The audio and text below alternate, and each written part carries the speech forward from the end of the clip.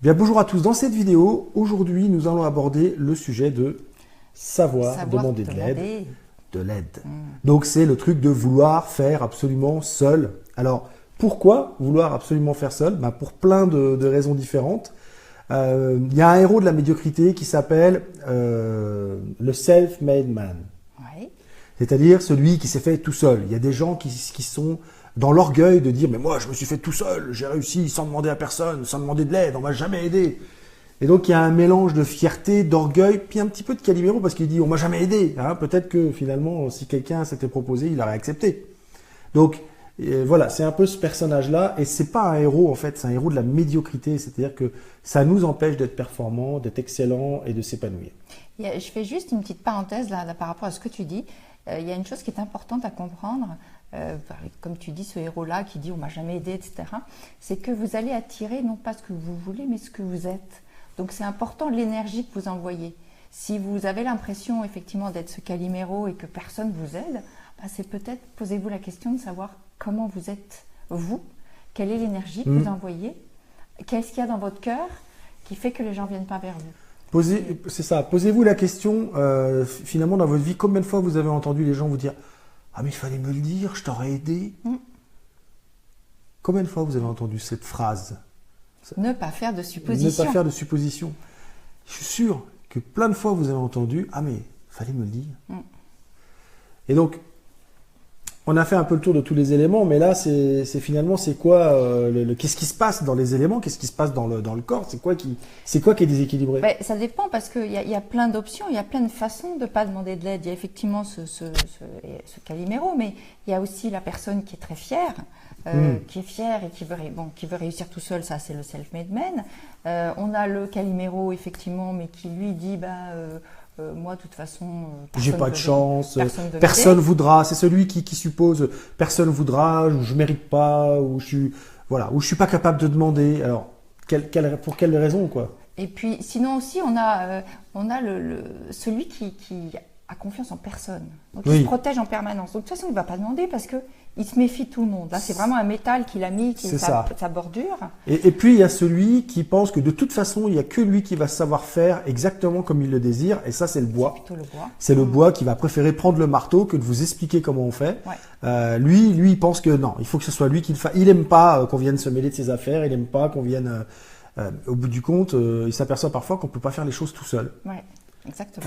Notamment, c'est vrai dans le bricolage. Vous êtes en train d'installer une cuisine, je vous jure que c'est quand même plus facile à deux que seul.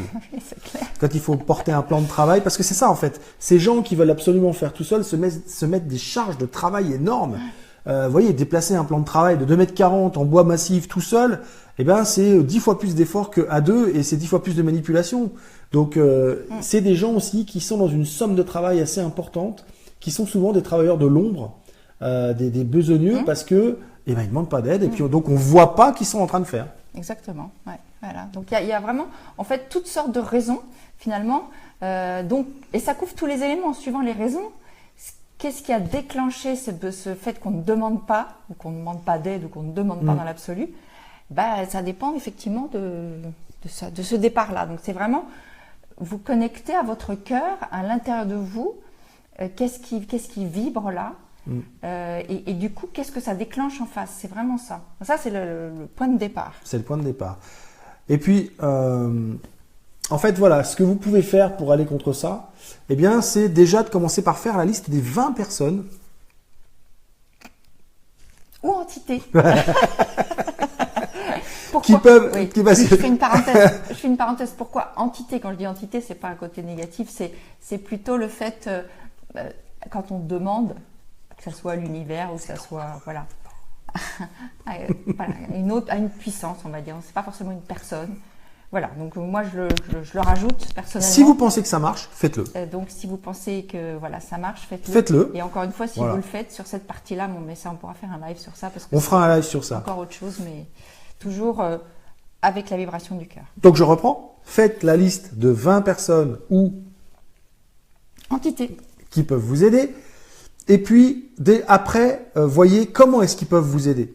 Qu'est-ce qu'ils peuvent apporter. Et puis, une fois que vous avez fait ça, que vous avez écrit les noms, puis en face, il peut m'apporter ça, il peut m'aider sur ça, il peut m'aider sur ça.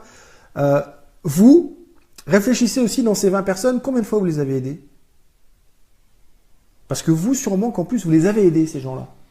Donc, vérifiez que vous n'avez pas déjà aidé ces gens-là. Et là, vous verrez que quel risque il y a à leur demander, finalement, de vous aider. C'est quoi le risque? Ça, c'est la dernière question que vous devez vous poser. Ouais. Quel est le risque de leur demander de l'aide?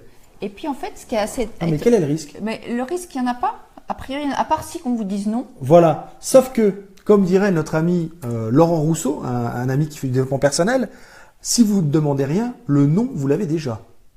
Donc, ce que vous risquez d'avoir en demandant, C'est un oui. Voilà. Parce que le non, rappelez-vous cette phrase, le non, quand je demande rien, je l'ai déjà. Donc, je ne risque rien à demander, si ce n'est d'avoir un oui en réponse. Et souvent, ce qui se passe, étonnamment, hein, parce que moi je l'ai testé, hein, j'avoue que j'étais un peu comme ça. Et puis quand j'ai commencé à m'ouvrir un peu et à découvrir que je pouvais demander, Il y a 15 jours. commencer à demander, ben, je me suis rendu compte qu'en face, les gens étaient heureux de me rendre service. Exactement. Et que finalement, il y avait un échange, il y avait un partage qui se faisait, un lien qui se créait, et c'est juste magique. Combien de fois tu as rendu service, toi, aux gens? Ah oui, moi j'ai besoin, j'aime ça, donc ça me pose pas Donc de voilà, vous voyez, faites la liste des 20 personnes qui pourraient vous aider. Regardez dedans qui vous avez déjà aidé. Regardez, mettez en face ce qu'elles peuvent vous apporter comme aide. Et ensuite, gardez à l'esprit que le non, vous l'avez déjà. Alors ce que vous risquez à demander, c'est d'avoir un oui. Voilà. Voilà. On espère que vous allez réussir à demander de l'aide, à avancer dans vos projets, à finir vos projets, à avancer dans votre vie sublime. Et puis on vous Dites-vous dit... juste une dernière chose juste avant de conclure, c'est que aujourd'hui vous ne pouvez pas vivre seul. C'est-à-dire sans demander de l'aide, sans l'aide de personne, c'est juste pas possible. L'être humain, il a besoin d'être en connexion, en collaboration, en partage. On est rentré dans cette ère-là, donc c'est super important. Voilà. Voilà. On vous dit à bientôt, À bientôt. dans une nouvelle vidéo. Ciao. Ciao.